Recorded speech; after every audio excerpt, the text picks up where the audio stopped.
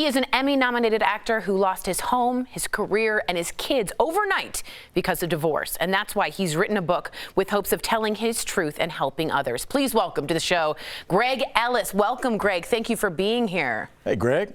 Thank you very much for having me. It's great to be on. Absolutely. Now, before we get into the night your life was literally turned upside down, tell us what your life was like before that evening. Paint us a picture.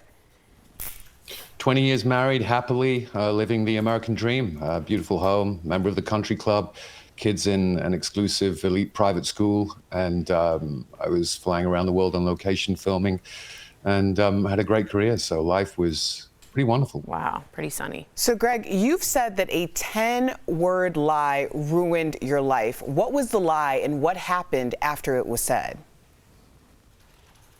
Well, yeah, it was March 5th, 2015, and in the span of 8 hours on that day, I was ushered from my home in handcuffs.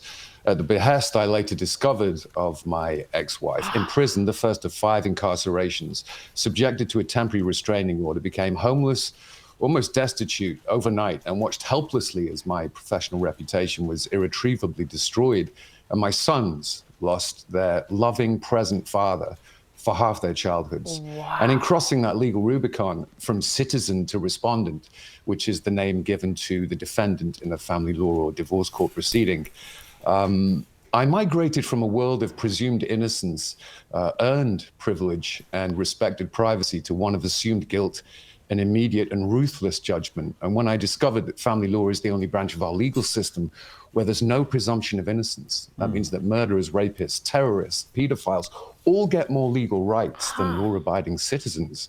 I started to wonder why we have this meaning crisis, why we have this dad deprivation crisis, why America is the world leader in children growing up in single-parent households. And to Debbie's point, I believe the gravest indicator at the root of America's torn familial tapestry is marriage and family breakdown. Social ills and public policy stem from the health and well-being of relationships and family formation. And we have to be asking that question: why is there such a meaning crisis? Why are there so many shooters who come from dad-deprived homes? And why are we not speaking about the causality and correlation with young males, gun violence, and our dad deprivation crisis? This is a national health emergency, maybe even global, that nobody's talking about. And family law is really at the core of this. And we must do a better job protecting the most vulnerable among us. So, Greg, what were the 10 words that put you into this tailspin?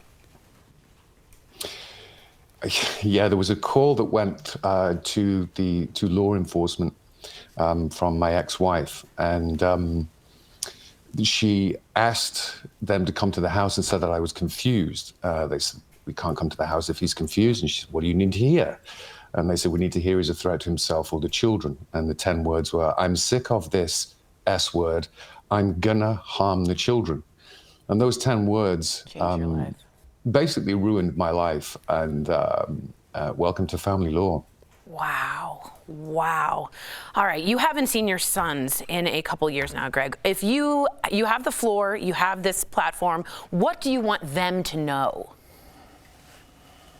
Well, yeah. I know, that's a big question. It's painful to talk about. Yeah. I can't imagine. Yeah.